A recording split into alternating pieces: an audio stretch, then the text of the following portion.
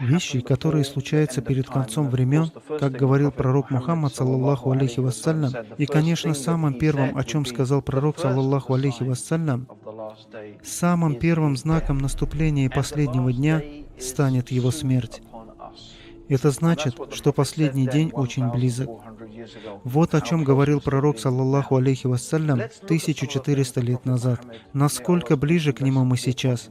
Давайте посмотрим на некоторые вещи, о которых говорил пророк Мухаммад, саллаллаху алейхи вассалям, из самых различных источников. Во-первых, пророк Мухаммад, саллаллаху алейхи вассалям, упомянул, что среди признаков приближения последнего дня вы увидите босоногих бедуинов, соревнующихся между собой в возведении высоких строений.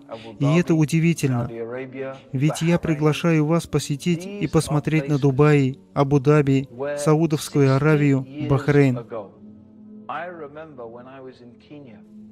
Все эти места, где еще 60 лет назад, я помню, когда я был в Кении, и они жаловались на то, что больше не получают деньги из Саудовской Аравии после 11 сентября, и так далее, и тому подобное. И они говорили: «Но вы знаете, 60 лет назад мы отсылали деньги в Саудовскую Аравию, чтобы помочь сиротам и мадресе.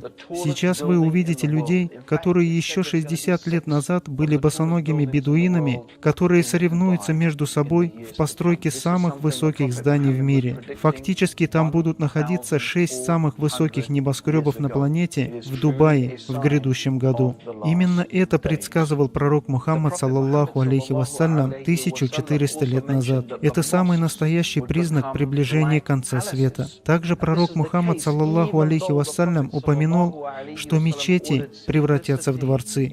И это тот самый случай, когда пророк, саллаллаху алейхи вассалям, и настаивал на простоте в домах Аллаха. Неоспоримо то, что они становятся все более и более фантастическими, и все больше средств тратится на эти мечети, со всеми куполами и полами, и золотыми сводами, и всем-всем, чтобы соответствовать, и с роскошными люстрами и коврами, как во дворцах. Все, как и предвещал пророк, саллаллаху алейхи вассалям. Также пророк, саллаллаху алейхи вассалям, упомянул, что исчезнет доверие. Да так, что будут говорить: «Я знаю одного человека, которому можно доверять в таком-то городе». И я спрошу вас, не это ли постигло нас сегодня? Еще пророк, саллаллаху алейхи вассалям, сказал, что убийства станут массовыми. Пророк, саллаллаху алейхи вассалям, назвал их хардж до такой степени, что тот, кого убили, и тот, кто убивал, не будут знать. Тот, кто был убит, за что он был убит, а тот, что убивал, не будет знать, за что он убивал. Думаю, это точное описание ситуации в некоторых городах сегодня, где дети стреляют в людей. Человек не понимает, за что в него стреляли. Фактически люди стреляют лишь для самоутверждения или из-за любых видов сумасшествия, которые только можно представить. Я не говорю о происходящем массовом истреблении людей и геноциде из-за терроризма. Неважно, исходит ли терроризм от стран, или это терроризм организаций или отдельных индивидуумов. Это не делает их различными. Все это террор. Когда убивают женщин и детей и невинных, это все террор, от кого бы он ни исходил. Люди не знают, почему они убивают или за что их убивают. И это просто невообразимо. Именно так, как предсказывал пророк Мухаммад, саллаллаху алейхи вассалям, 1400 лет назад. Пророк, саллаллаху алейхи вассалям, также упоминал, что возрастет использование риба. Это значит ростовщичество, интерес, кредитные карты, ипотеки и так далее, до такой степени, что никому не удастся избежать этого. Это коснется каждого. И это несомненная правда сегодняшней мировой экономики. Весь мир экономики подчинен ростовщикам и контролируется банками. Даже хотя в исламе это категорически запрещено, даже хотя в христианстве вплоть до 16-17 веков риба была запрещена также и для христиан. Но уже сегодня это именно то, что контролирует мировую экономику. И никто не может от этого избавиться. Именно так и предсказывал пророк Мухаммад, саллаллаху алейхи вассалям, 1400 лет назад. Пророк, саллаллаху алейхи вассалям, упомянул о небывалом всплеске грамотности. Фактически, очень многие будут грамотны, хотя общий уровень развития и знаний упадет. Разве это не парадокс? Читать смогут больше людей, но что мы будем читать? Многие из нас читают всякую ерунду. Мы читаем бесполезную ерунду. Да, мы умеем читать, но знания, особенно наши религиозные знания, вопреки тому факту, что мы грамотны, равнодушие становится превалирующим. И именно об этом пророк, саллаллаху алейхи вассалям, говорил, что религиозные знания понизятся. Не из-за исчезновения книг, не из-за того, что знания пропадут из голов людей. Нет, знания в виде книг останутся, но ученые исчезнут. Так что останутся одни равнодушные. И когда их спросят о религиозных решениях, и они их дадут, даже будучи равнодушными, и тем самым собьют с пути себя самих и остальных. Все, кто знаком с сегодняшним мусульманским миром, согласятся со мной.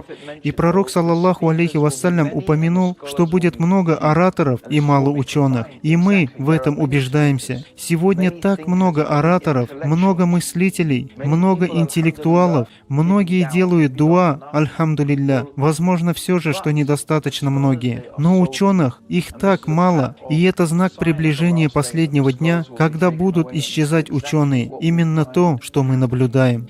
Также пророк, саллаллаху алейхи вассалям, упомянул, что возрастет сексуальная неразборчивость в отношениях. Хоть ислам — это религия, которая учит целомудрию, тому, что мужчина и женщина должны состоять в браке, пророк, саллаллаху алейхи вассалям, сказал, что возрастет сексуальная неразборчивость в отношениях. И не знаю, кто бы мог это опровергнуть, что это состояние мира сегодня с разнообразием сексуальных изображений.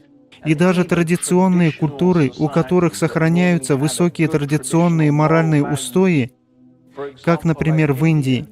Даже в Индии беспорядочность сексуальных отношений становится все более и более обычным. Едва ли ранее можно было наблюдать подобное. Даже в мусульманских странах, где вся идея беспорядочности сексуальных отношений конкретно противоречит учению ислама, она становится все более обычной. И пророк Мухаммад, саллаллаху алейхи вассалям, сказал, что из-за этого возникнут заболевания, о которых люди никогда ранее не слышали. Разве это не так? СПИД, например, болезни, о которых никто раньше не слышал, возникнут из-за беспорядочности сексуальных отношений. И это происходит, как и предупреждал нас пророк Мухаммад, саллаллаху алейхи вассалям. Он отметил, что женщины будут нагими, несмотря на то, что будут одеты. Так как одеты сегодня некоторые женщины, что по всем параметрам является наготой. С одеждой, прилегающей настолько туго, что можно видеть каждый изгиб тела. Такой технологии изготовления одежды не существовало во время пророка, саллаллаху алейхи вассалям, хоть пророк Мухаммад, саллаллаху алейхи вассалям, описывает эту наготу среди женщин, которая будет широко распространена. А еще пророк, саллаллаху алейхи вассалям, упомянул, что в мечетях будет призыв к тому, что запрещено в исламе.